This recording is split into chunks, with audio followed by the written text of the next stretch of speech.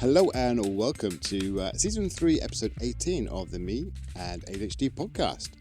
In this episode, I've got previous guest Jason Booker with me. He's back in for a conversation about ADHD masking, but more precisely, how can we start to unmask?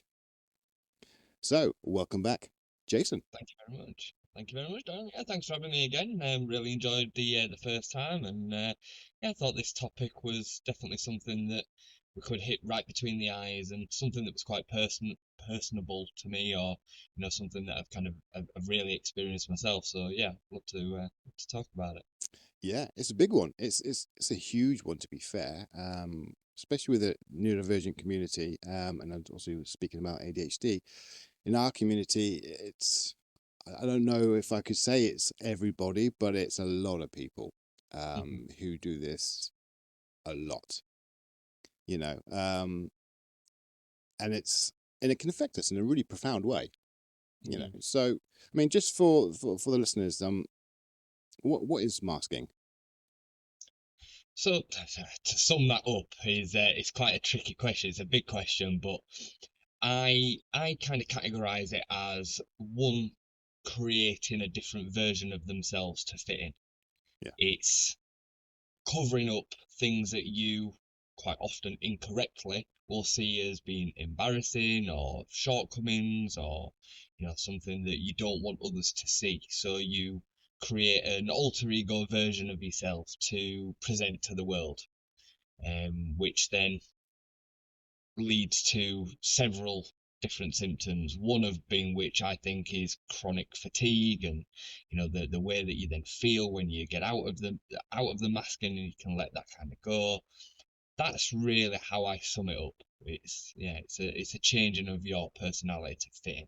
Yeah, and it's a big one because we do it because if we didn't do it, we quite obviously to us don't fit in.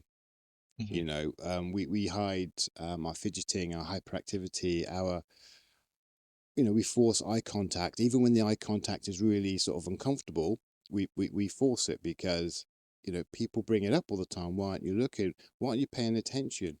Yeah. I mean, one of the notes I've made is, we will ask questions about something someone said because we've got a snippet of it, but we'll ask questions and questions on it, like we're interested to make it sound like we've actually heard everything that they've said, you Yeah. know. And our stims, we hide our stims. We will do subtle ones rather than bigger ones, more obvious ones. And going to places, I mean, I've done this for decades, where there's lots of people, social anxiety and sort of the sensitivity to sounds and everything. You go to places just to fit in because it's a party and you get invited and it's the thing you do, and it's what you do with your friends and to socialize. But it can be a living hell actually being in that situation when you don't want to be, when more than two or three people talking at the same time gets too much and too overwhelming, and you're in the middle of a club or a pub or whatever, and it's just, like you said, it's exhausting, Yeah. absolutely exhausting. You can be caught in a paradox with it as well, can't you? So you don't want to go to the social event, but then you have the guilt of not going. So then you force yourself to go, and then you kick yourself for going, Yeah, and you end up in this kind of just perpetual loop of cycle. And it's absolutely vital that we surround ourselves with people that accept who we are, and that is huge. And we really do test ourselves to try and lower the mask as much as possible.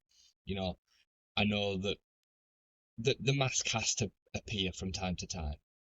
When me and you were talking about this show, I kind of gave up the analogy of you can't behave the same in a job interview as you can do when you go down to the pub with your friends. Like, yeah, there is a certain amount of masking that is shows up in everyday life, and is normal for neurodivergence and neurotypicals.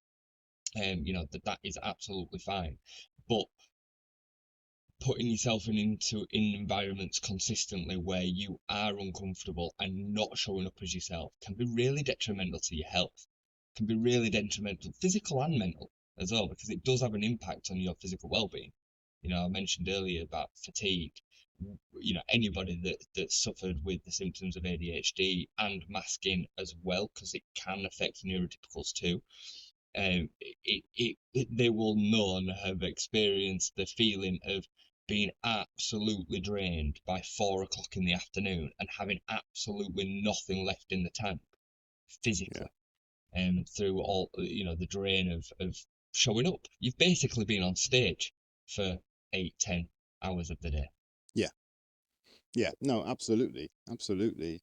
I I was explaining this to someone a few months ago, and I don't know if it's the I don't know if I did it well enough, but I said, imagine your job, and you've been called into the office with the regional manager, and you've got to spend all day with the regional manager, kind of showing that you deserve to be there and getting Yeah, that pay and have that position, and but you spend all week with him in the end, every day, all week with him in the end. How are you going to feel come Friday night? yeah, You know, it's just you don't want to do it on Monday. You don't want to go back to that on Monday, but we have to go back to that on Monday. yeah. You know, I actually think that's a great analogy. When I first kind of felt masking myself, I only realised this afterwards when I was looking back, but it was certainly through my 20s when I was in a career and environment in which I had to present like that every day. So maybe not in front of the regional manager, but the way that I would have presented in front of the regional manager was the way that I showed up to work every single day. And what I ended up finding happening was that I had absolutely no energy when I got home. I had no patience for my family, no patience for my wife, for my kids. And I actually then started to filter the mask into my home life. So the way that I presented during my 9 to 5, Monday to Friday, well, as it was, weekends included as well, because it was yeah, full on work. Um, I actually then just appeared like that at home as well, and I became kind of one with the mask. The way that I kind of explain that is it on the mask, the movie Jim Carrey back in the 90s, like when he's ripping it off, like it's literally impossible to pull it off. It's stuck so tight that you can't pull it off. yeah, You are one with that version of yourself. yeah. And it can, well, I mean, for us as late diagnosed, I diagnosed at 51. Even still, I'm trying to get the mask off now, but before that, it was just the constant um, putting on the show for decades, and you kind of start to realize that you don't know who you really are. Like you said, you're at one with a mask. Is who am I really? You know, and it can be a difficult thing. I explained it a bit like a grieving process, you know, and it's a bit dark if I'm truthful with you, Dan. Like the process that I went through when I realised that I'd been kind of showing up like this for a long period of time was, who even am I? Where does the mask end and Jason start? And then I realised that certain parts of me almost had to die, had to disappear. And even though some of them attributes or traits were negative, there were still parts of me that I saw as me. So Yeah, then how did I kind of process that and handle that as they disappeared and went? And it's tough. It's really, really tough. And you're absolutely right. Even now I'm 35, I still definitely have times where I show up as a bit of a character and I think I don't like this. I need to stop doing this and I need to stop behaving like this. As an example, I run gym classes, and I feel a certain expectation on me that needs to show up in that environment in which it doesn't exist. It comes in my mind. I know it does. I speak to people about it that I trust that come into the classes and they're like, what are you on about? But it still follows me around because I've been conditioned into thinking and changing my ways to always fit in. So I'm always looking for what would they expect from me? What would they expect from me? No, I need to show up as me, and show up as myself, and most people actually really love that. So yeah, That's good. I mean, to find yourself and know how you are and show yourself is a big thing, and it's something that I know I'd like to find because I don't I don't see that in me. I know someone said something a few weeks ago which made me think. They said about kind of mimicking when you don't know, you're trying to unmask but you don't know who you really are, you tend to mimic other people's energy and mannerisms and body language and everything because you don't know your own. yeah, And I was like, really? And then I start looking at what I do at work and everything. I'm like, oh God, yeah, I seriously do that. And I do that yeah. all the time. Who I speak to and how I speak to them completely change from customer to customer. Um, because I feel I guess I feel more comfortable in that way with that person, you know. Yeah, it's weird. I absolutely do think there's a bit of a correlation between those with ADHD and then going into customer facing roles. I think I've thought this for a long time. I spent most of my 20s, well, nearly all of my 20s in retail sales. And I've got to say, I'm a bit of an extroverted introvert, if that makes any sense. Like, I love being on my own. Like, this office here is my kind of sacred space. I love the sound of my own voice, but only when I'm on my own. Like, you know what I mean? Like, I like this. I love talking to people like you and articulating myself in certain ways.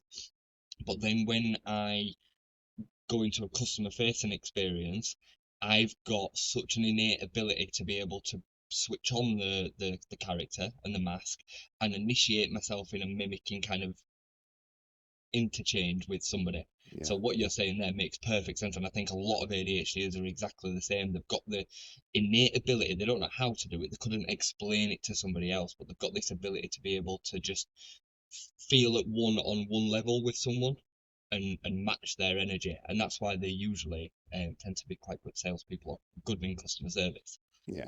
I've always been customer facing.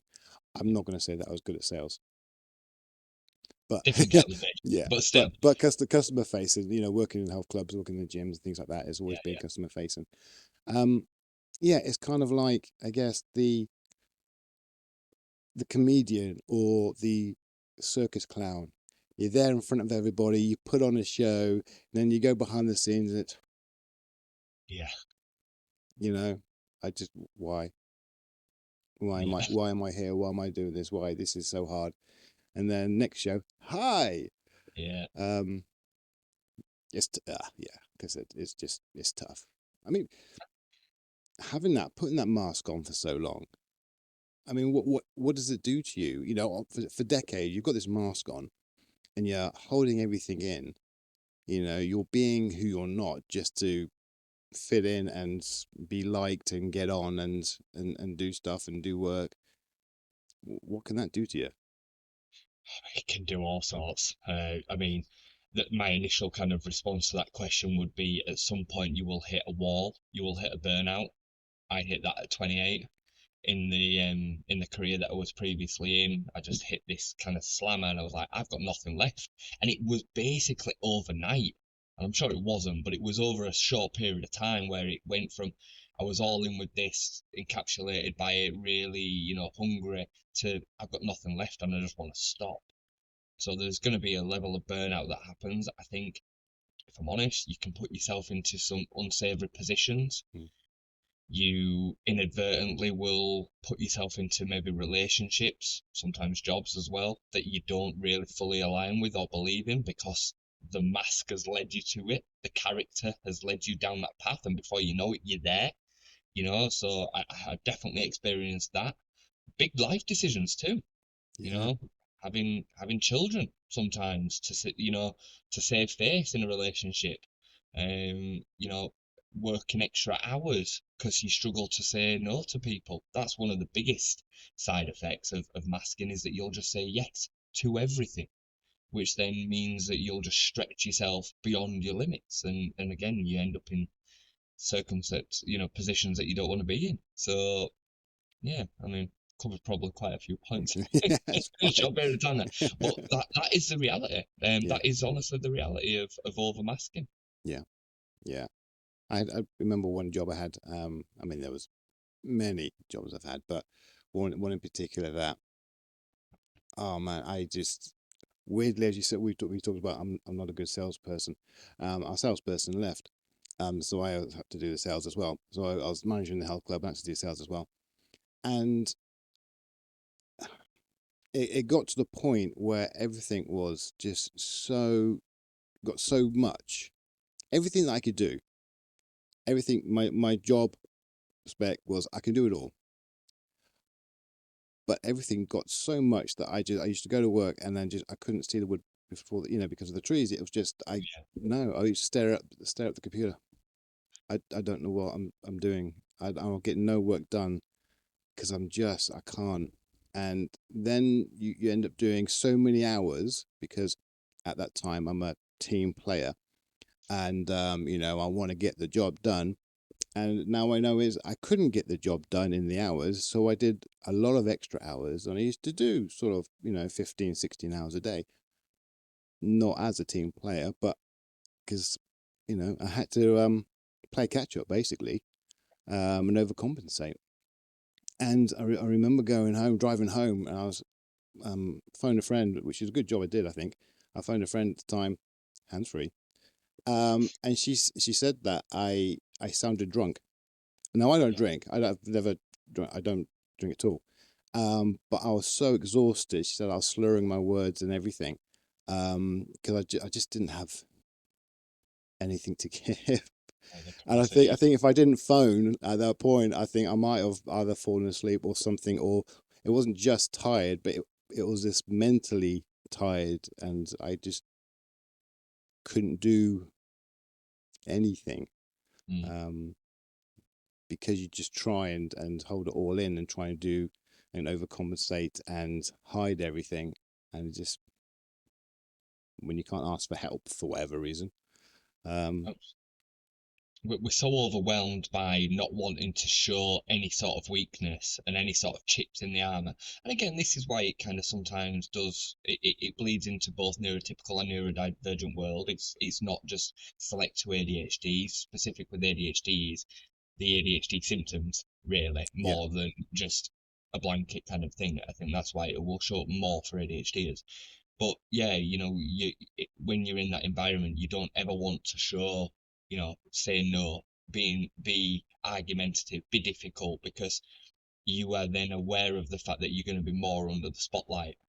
yeah, yeah, Your, in your head, deficiencies are going to then potentially be targeted and shown up. And that is why we then just say yes. And we keep on trying to keep it all together until you hit that point, like you did or like I did, where it becomes too much. And, you end up starting to smash the walls down, don't you? Something has to change. They call it a breakdown. That is technically what it is. It's a falling down, a collapsing of all of the things and the structures around you that you've put up to keep yourself safe, when really they actually didn't let things in. They didn't let you move forward. They kept you behind that wall, yeah. you know, And so many people go through this. 100%. you know Yeah. I just think that being of all the people who are late diagnosed and haven't really started their journey, like myself, but the people start their journey because of their kids, but if you haven't got kids, or you know the journey hasn't started all at all, you don't know why this is going on. There's no clue. There's no talk about ADHD or neurodivergence or anything like that. You just know that you're trying, you're not doing, you don't know why, um, and you make up all these different things to why all these things are going on. You don't think I'm masking, you don't think I'm overcompensating, you just think other things, you Well, know. let's be fair, Darren. We actually convince ourselves that everybody feels exactly the same as us. so we should just get on with it. This is what everybody feels. And don't get me wrong, there is other people that will feel and experience the same things, but the large majority of society is going about the days not feeling like this, Yeah. just being themselves, just turning up. If you try and have a conversation about masking with somebody that's never masked, that's never experienced it, which is, like I said, the large majority of society, they will look at you like, what are you on about? I turn up and I'm just myself. Like, and that is really the way that it should be. So you are kind of, unfortunately, alone unless you find somebody that can kind of work on it with you and understand it with you and maybe have experienced it yourself. When I realised that I wasn't living the same version as everyone else. I had like this kind of like, oh my god, like I it was like a eureka head blow off moment. I was like, oh my word, I've been playing on impossible mode and everybody else has just been playing the normal game, like that's how it felt. It is. I find the whole when you really do jump down the rabbit hole when you find out about ADHD and you try and find out about yourself, and a lot of us do. I mean, some don't. Some just crack on, which is fair enough. But a lot of us will go, right, ADHD. What is this all about? And it's like we're studying PhD in ADHD. You know what I mean? It's like we go down the rabbit hole. We look at everything and we analyze ourselves and try and work out our lives, on why it's been like it is, and everything, to make sense of it all. Yeah, Um, and you kind of, when you don't have the knowledge, you can't do that. But when you do have the knowledge, it kind of, I want to say, makes it easier, but it takes the sting out of the tail a little bit. It just, you know, it takes, I guess, it takes some of the sharpness away, because it's, if you think about your life and when you're masking, and anything to do with ADHD, really, it's all your life, in hmm every situation, be it family, friends, work, partners, going to the shop, sometimes even on your own or whatever. It's just it's everything. So but you kind of like start understanding what it's all about, whether it's a good thing or a bad thing and all that, and then I guess you can then start looking at taking it off, you know. But why can't we just take it off? Why can't we? Right, I know I'm ADHD. I've done a lot of research. Oh, I know about masking now. I know I do it a lot. I'm just going to drop the mask now, just be myself. Why can't we do that? Why isn't it that easy? yeah. I mean, there's a few answers to it, but I ultimately put it down to this. I mean, our brain is a computer. It's hardwired with the information in which we receive, and we are conditioned and we have set ourselves with adaptations all the way through our lives to this point. For me, 35, your point in your 50s, where it's going to be extremely difficult to just unlearn that overnight. It's almost impossible to just do that overnight. I mean, your whole matter, your brain, your body, everything has been conditioned to receive information and express yourself in a certain way for so long.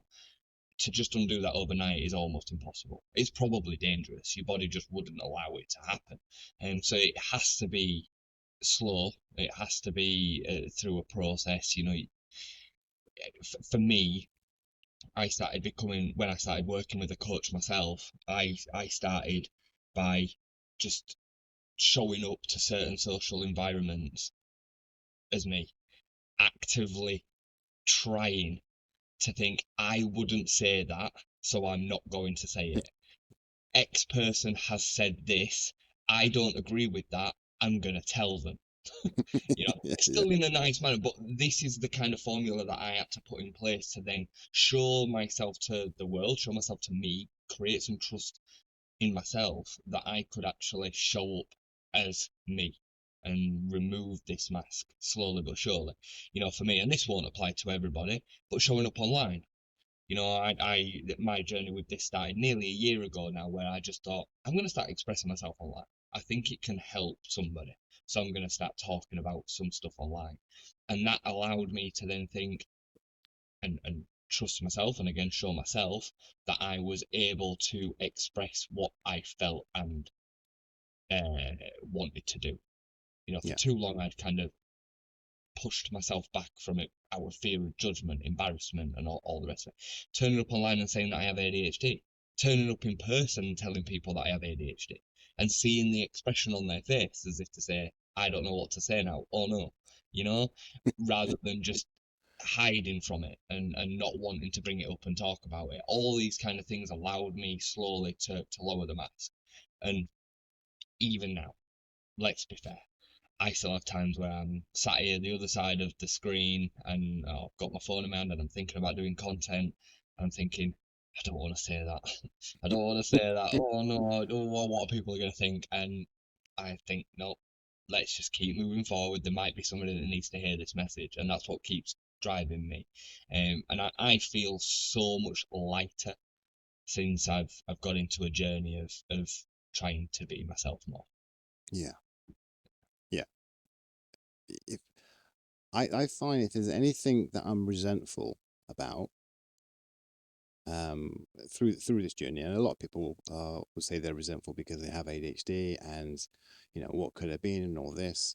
And I mean, don't get me wrong, I hate my ADHD. I don't want it.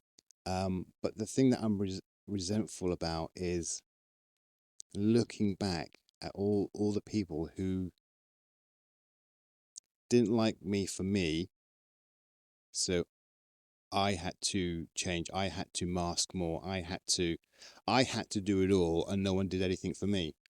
Yeah. And that's what I really find that I resent about sort of other people in society and things like that.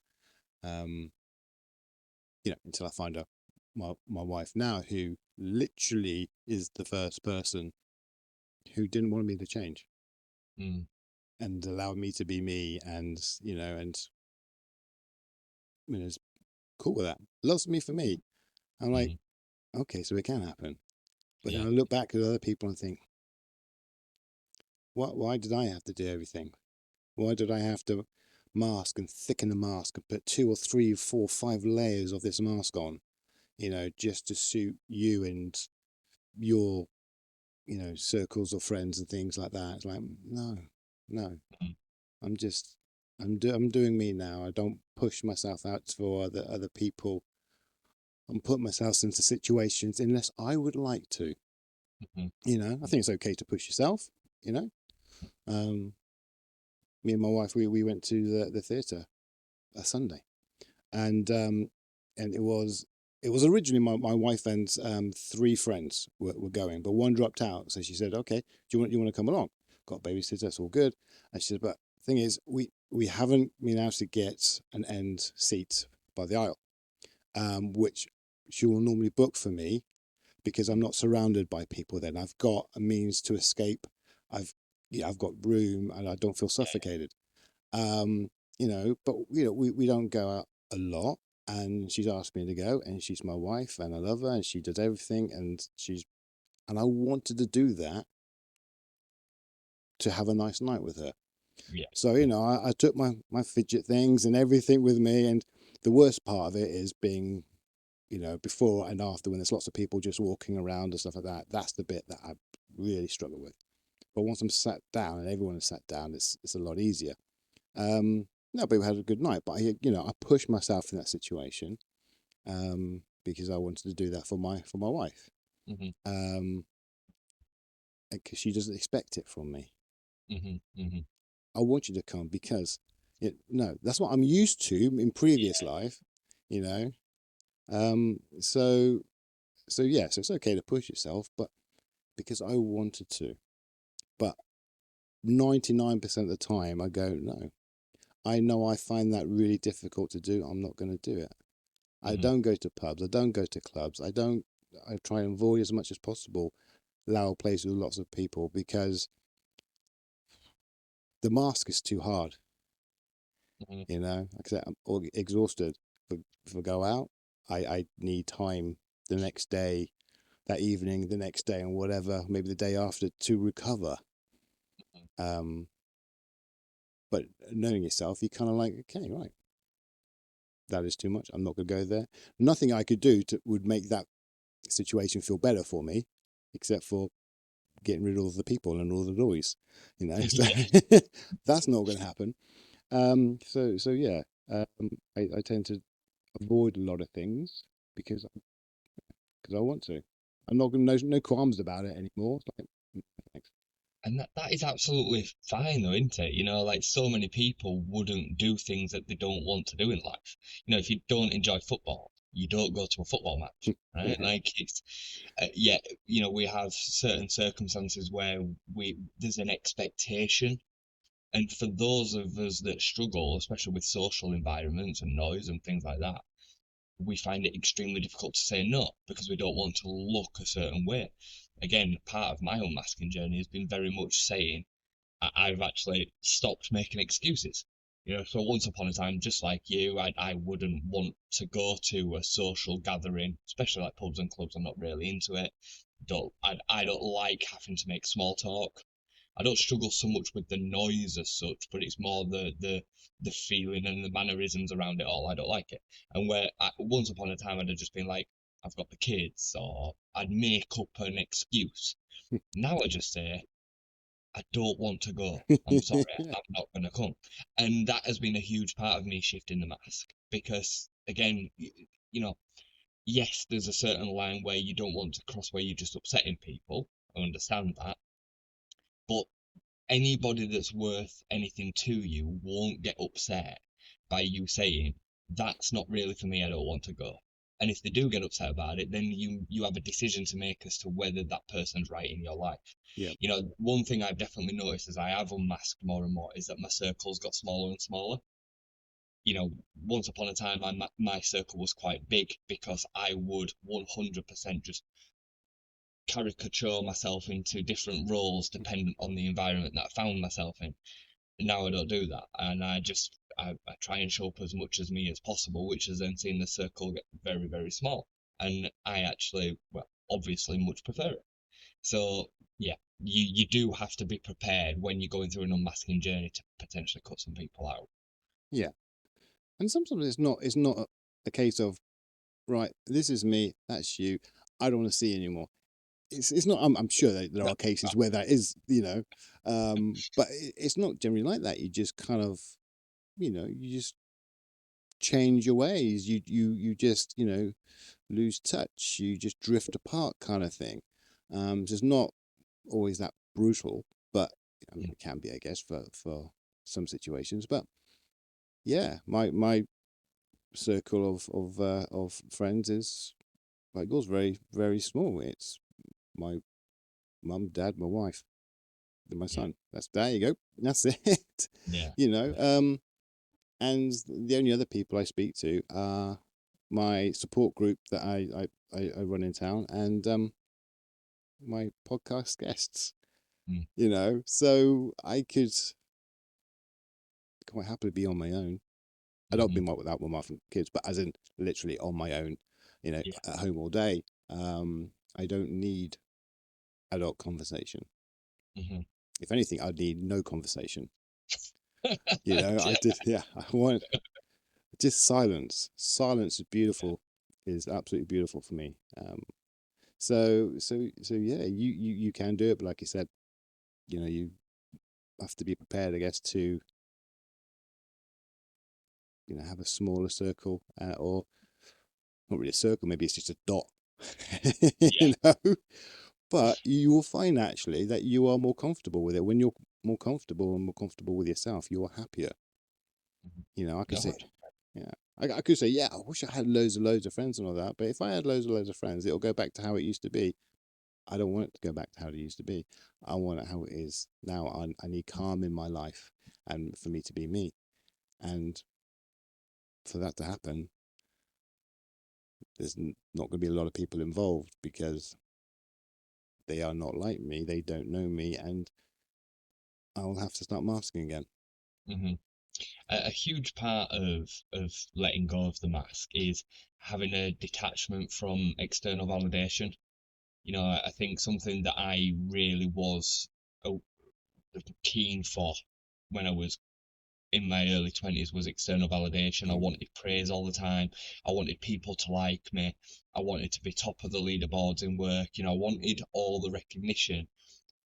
that kind of made me feel better, but it was like a hot sponge. It was good for a little bit, but then eventually it went cold, and I was still left with feeling the same way that I felt about myself inside. Yeah. So that for me, that again, if you can disassociate from the need for external validation, you then can unmask far easier. You can be yourself again much easier. Yeah. Yeah. No, I get that. I get that. I I am that person. That external validation. But I find now, whether it's the same for everybody or most people, some people I don't know, but I find looking at my life, it's because of I've always been wrong. Hmm. I've always not been good enough. I haven't Hmm. done enough. I haven't tried hard enough and all that. So I'm trying. I want. I've always wanted to. Please tell me I'm good enough. Please tell me. Um, Yeah, yeah. but it's hard to. It is hard to break away from that. Hmm. Um, with my RSD is off the charts. I'm guessing because of that and my ADHD head. Um, but with this podcast, I don't talk to people. As I said, I don't. I'd rather have silence. But when I got diagnosed, I started doing the podcast. I have to really say to myself, and I do it again and again and again, that this is a podcast about ADHD and with ADHD people and the support group as well that I run. It's so people are not always going to show up because they're going to forget. They're going to double book. I'm going to forget. And all these things. And if I didn't really force that into my head every time, it would ruin me, and I would have stopped this a long time ago. But but I've had to write. Okay, you have got to get that mindset of this is how it is. I know my crowd, know my guests who are coming on, and this can happen. If they don't show up and they forget, it's okay because we've got ADHD. And I'm not saying that's an excuse for everybody, but in reality, we know that is a possibility, you So know. true. So So true. I mean, even in the run up to me coming on here this morning, I was running a couple of minutes late, and I just because I've got two settings with that. So I'm either sat here at 11:30, waiting until 12 o'clock, so I'm not late, or I'm gonna do everything that I can to fill the time as much as possible because I was motivated this morning to as close to 12 o'clock as possible, which then means that when I'm rolling up on you, Darren, it's 2 minutes past 12. So when I was like running up the stairs with my cup of tea, I actually thought to myself, Darren will be okay with this because he knows what I'm going to have been dealing with. And I've now actually just become a little bit more okay with that exactly myself in the way that I show up in life. That is the way that functions for my brain best. So I'm going to show up like that. yeah, So if it is setting off early, if it is, sometimes being a bit flaky, whatever that looks like in my ADHD world, I'm gonna show up like that and I'm gonna present like that as much as possible. yeah, You know, yeah. yeah. It's hard. It's hard to do that, and it's hard to let go and just and you've Safety in it. yeah, yeah. Say, And I let go more in the podcasts and in my support team because I'm around people that get it, get it, you yeah. know. Um, as I've said so many times before, we might not struggle in exactly the same way to the same degree with the same things, but we're still in that big ocean together. And so we know I struggle with getting words out, and especially when my meds wear off, which is right in the middle of my support team meeting, right in the middle of it. But with that, it's going to come out, and I'm going to struggle to get words out, even then that when they're right in front of me. This is not coming. But I don't feel my anxiety spiking because of it. Hmm. Where if I was at work speaking to customers, I do, Hmm. because they don't get it, they don't know what's going on, and I'm conscious of that. And I'm just trying to. Then I start thinking of other words around to get around that word that I really want, just to hold it all together. and Yeah. it's a lot. So when you can surround yourself with people who sort of get it, you can be yourself more, a lot more, and a lot easier. Um, and you don't have to worry so much about anything. It's so many things are taken away. You know, Hmm. you don't have to all that fatigue and the effort to mask. Sort of, you don't have to put that in anymore. You don't have to mask anymore. You don't have to feel bad about what you said, how you said it. Hmm. You can't get your words out. You've just completely monopolized the conversation for half an hour, and the other person has said anything. You don't feel so bad because you know everybody else around gets it. Yeah. You know, um, so that's a good thing if you can surround yourself with people who kind of get it. It makes things easier. Yeah. 100%. See, I don't even know how why I started that conversation, where it was going. I don't know. I don't really actually know the last thing you said. So, It doesn't matter. it- That's the point. but that's not the sort of thing I'm going to say to my boss. Yeah. But but I will in the end. Uh, but it's. I mean, we want to unmask, but where's the limit? Do you think? Is there a an overall blanket limit that we should just bring the mask down to, or is it just very individualized? Or I think there's a bit of individuality to it. I think, you know, it I think as long as you can understand where the adaptations finish and you start, I think that's the biggest exploration of the journey. So, what am I still putting on to please other people? And what am I doing because it's actually me? I think that is where I kind of separate the two. hmm, I think, as I said earlier, there's times where having a a version of a mask for the circumstance and situation is fine.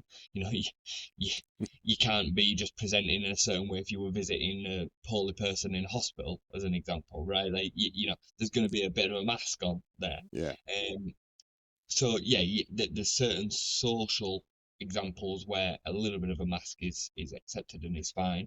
But my kind of take on it is being aware of what were your adaptations to fit in, reducing them as much as possible, and showing up in a way that feels aligned and true to you will then see the negative symptoms of masking reduce.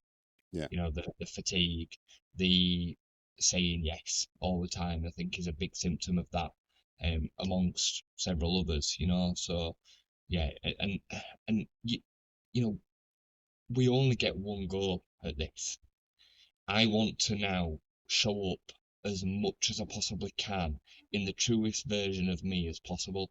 There only is one me. yeah, Nobody else can do me in exactly the same way. Some people can, have characteristics and show up kind of similar, but they're not going to be me. And I want to kind of put that out there to people as much as possible because that's the only thing that I've got that nobody else has. yeah. No, You no, know, so absolutely. and I think that's pretty cool. So. So, do you think when it comes to the masking or taking the mask off, are there certain things? I know we said about not doing it so fast, but apart from that, is there anything that we shouldn't do? We should be very mindful of when it comes to sort of unmasking, things to avoid. It's a good question. I think my gut instinct will go to this is a difficult one and can be a bit of a treacherous kind of line to follow, but I would try and remove blame. So for a long period of time, I went through blaming my parents for imparting certain ways on me, making me fit in certain ways, saying certain things to me. And I think ultimately now, while there might have been a level of responsibility there at the time, I would much rather look at the situation that I find myself in, look at what I can do, take responsibility for the situation, and look to now improve. Because ultimately, parenting is hard, and we're all just winging it. We're all just making it up as we go along. So I think as much as there will have been some responsibility, I think kind of dissolving blame, I think is probably a good thing to do. So to answer your question, avoiding blame is probably one thing I would say is you're trying to explore a journey of unmasking. Yeah. Because otherwise it keeps you stuck. Yeah. Yeah. Because when you get the diagnosis and you understand about yourself, you tend to kind of forgive yourself for your past, Hmm. I guess. Um, but I think a part of that is forgiving other people. To Hmm. not everyone, because some people are, Yeah. yeah. But you know, because if you don't know, you don't know. You know, it's like my parents would blame themselves as well, and they were part. Well, you're not. You're not. You didn't give me well, Yeah. you know, but we didn't know. There was nothing talked about. That their knowledge was because it wasn't talked about and they didn't know. So how could they support me in a way that I didn't even know I needed support at that time? You know, so that for me, there's no blame there, but they'll blame themselves. But I think it's for me as well is to not be bloody minded about it. Hmm. I'm just going to be myself. I don't give a crap about anybody else. 100%. I Yeah. think probably not the best thing to do because you can then maybe sort of do the polar opposite, Yeah. which maybe then it isn't yourself really. You're just being Yeah. quite sort of bloody minded about it, and I'm going to speak my words I want to use. I want to say what I want to say, and you know I don't care. Maybe not. You do become angry at the world then, don't you? Yeah, I definitely agree with that. And I think, we do have a social filter for a reason. We don't need or want to go around just needlessly upsetting people by saying whatever we want to say whenever we want to say it. There is a definitely a middle ground for this, and again, that's where then maybe having that's why we all laugh in social circles about intrusive thoughts.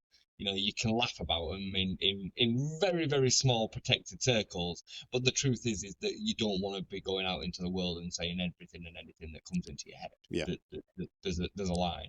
Um, but yeah, it's finding where that reality is for you, making sure that you're showing up as much as the authentic version of yourself as you possibly can. yeah, yeah. I mean, I think I learned this the hard way. My sense of humor, my true sense of humor, is in the gutter. It's toilet humor. It's the knock knock wink wink. It's the sort of the double entendre, the just twisting people's words, what they said. That is my humor to a T. And I know now, and it took quite a while into my maybe 30s to realize that maybe I shouldn't use my humor wherever I wanted because it can offend people, or Uh, it can it's inappropriate to do it around people who you may not know that well.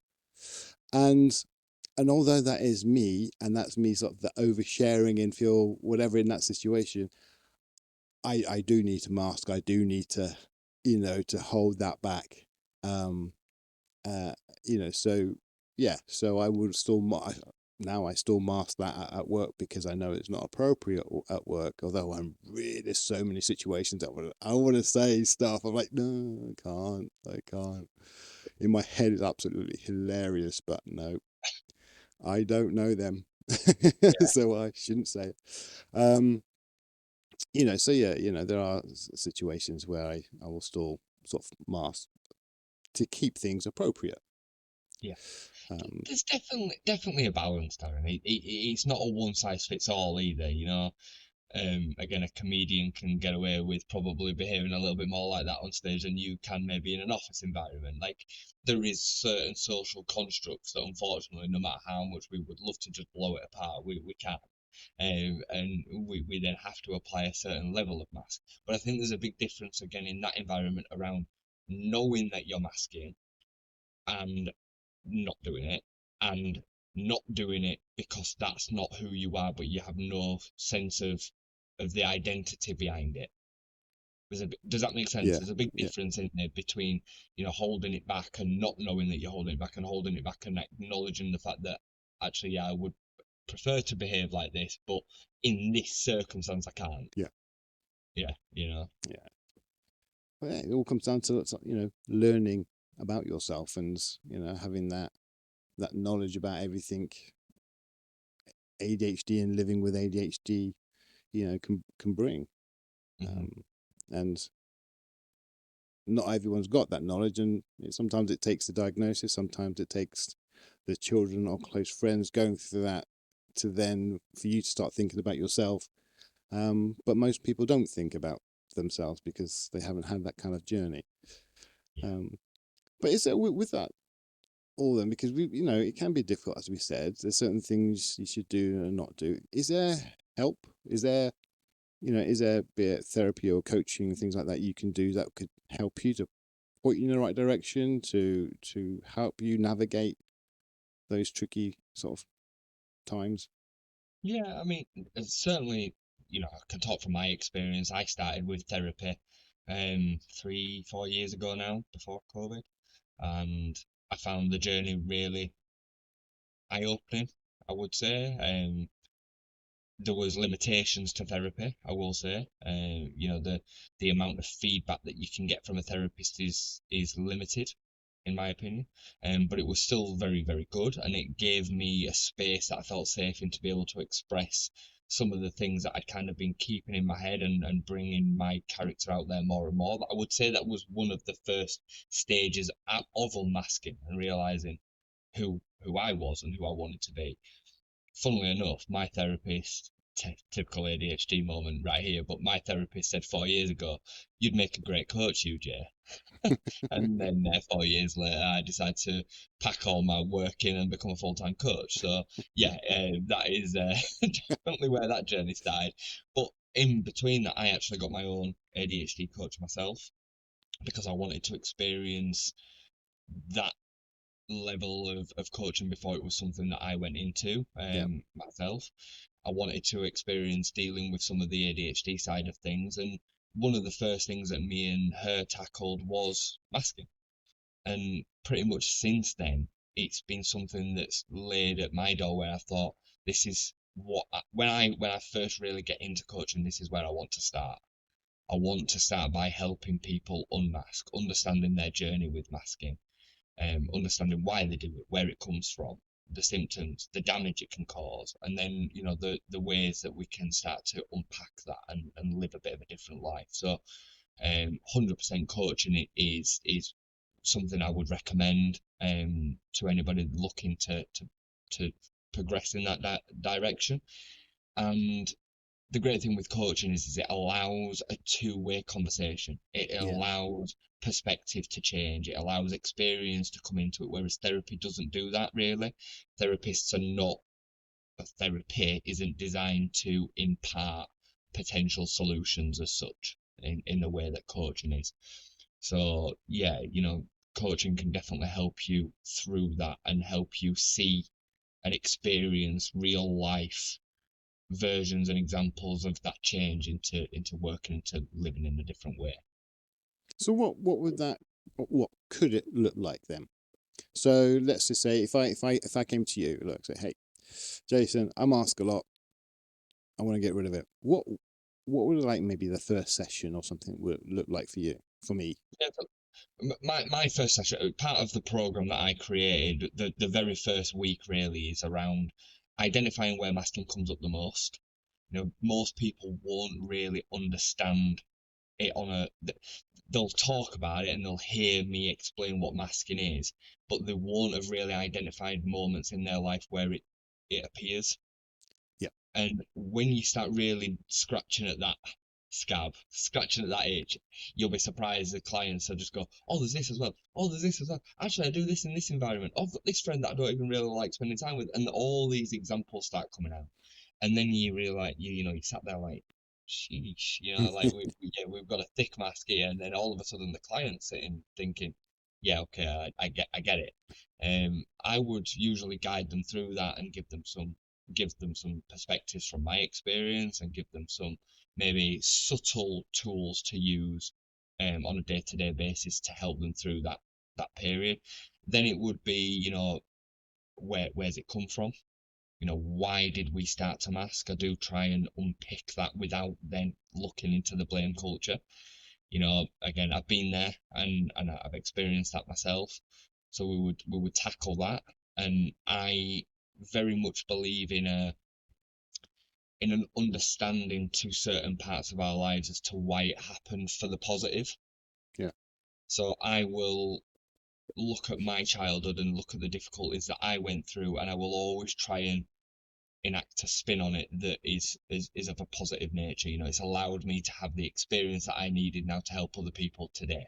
What could we say is the reason that you went through that then? Yeah, Yeah. rather than it just being the world hates me and I just got a bad draw. Like, Yeah. there's two ways of looking at everything in there, and then I would progress that through to a journey eventually of what practices can we have out in day-to-day life where we start to unmask kind of the experience that I gave you earlier about the examples that I had. Right, I know that this person is going to say this to me in this environment. When they do, I'm going to say what most naturally comes to me. I'm going to say this, and start to prove to myself and prove to the world that I can show up as me. Yeah. And yeah, I'd like to believe that so far the program has done really, really well, and I think there's a huge benefit to people exploring an unmasking journey for the long term quality of life that they're going to live. Yeah. Yeah. I mean, there's a lot to unpick, and a lot of people have got different areas of their lives. Being at home or with other family members, at work, socializing, or however the social scene sort of looks like. You know, there's a lot of can't all do it at once. You got to take, I guess, one area at a time and work on that and why that happens and all that. But it can take time, but it's so worth it. Right. Crikey, O'Reilly, you can't. It's like you can't even. It's not that you have to try and convince someone, but it's a good thing. And when they've done it, it is a good thing. You Yeah. know, you can't get away from that. How beneficial it is to start unmasking. But You one know, of the biggest areas that kind of I tap into, probably in around week 6-ish, is setting boundaries and understanding what boundaries look like. Boundaries with themselves. You yeah, know, my part of my masking was the fact that I went to bed at 2 o'clock every morning. I'd stay up as late as I possibly can for as much independent free time as I could because I was so done with being with people during the day that I wanted all this time. But then I was working off 5 hours sleep, and my sleep was then, making me show up in a certain way the next day, and creating that boundary with myself that I needed a set bedtime. I needed to structure my life in a certain way that was going to allow me to operate a little bit better. Boundaries then with other people were mentioned earlier on. Saying yes too often, getting a good relationship with saying no. It's a huge part of the unmasking journey is creating boundaries with yourself and with other people. yeah, and it's good. It's good that you would talk through that with your clients and all that, because Hmm. again, it's about education. So it's not just about you telling them what to do. It's about you explaining what it's all about and why you're doing it this way and the reason behind it and everything. So no, that's really good. I mean, it's good that there is that help there, that guidance, which is, as you know, we all need, and it's severely lacking Yeah. in the neurodivergent world. Any sort of signposting to any sort of support or help or understanding. Um, so it's good that that there are things coming through, and it's good that what you're doing as well. Very worthwhile doing. Um, you know, I'll obviously put your details on the podcast so people can give you a shout and Thank you very follow much. you, obviously, and obviously speak to you about the coaching aspects, the unmasking, and everything else that you do. Um, because it is definitely worth doing. Hmm. Because it's not easy, and it's we sometimes need some help and some guidance around it. There's absolutely zero weakness to saying I need support, I need help. As I've said, I've gone through therapy, I've gone through coaching myself, and the both experiences were vital. And you know, we are not born with the knowledge of how to handle this situation. Not only that, we've lived with adaptations and conditions that have encouraged the opposite Yeah, for all of our lives in a yeah, lot of cases. So, having a little bit of support and different perspective to help guide you through that journey, there's no bigger, value. There's nothing more that, in my opinion, there's nothing more worthwhile investing in than yourself, because the challenges that you have up here, you live with them every day. When I was in my 20s, certainly my early 20s, I thought that value was all attached to money. All I wanted was more and more and more money. And the older I've got, the more I've realized, like, I could have it all and I still wouldn't be happy if I didn't have up here right yeah. in the right direction. So yeah, I agree with you, Darren, and I appreciate your words. Thank you. No problem at all. No problem at all. Um, Guys, thank you for listening. And to you, Jason, thank you for being here. It's been great. It's a great conversation. As I always say, we need to keep the conversations going, because it's really important, to get the message out there, um, the right type of message in the right type of way. As always, guys, be good, be kind, and remember, you're not alone. Thank you.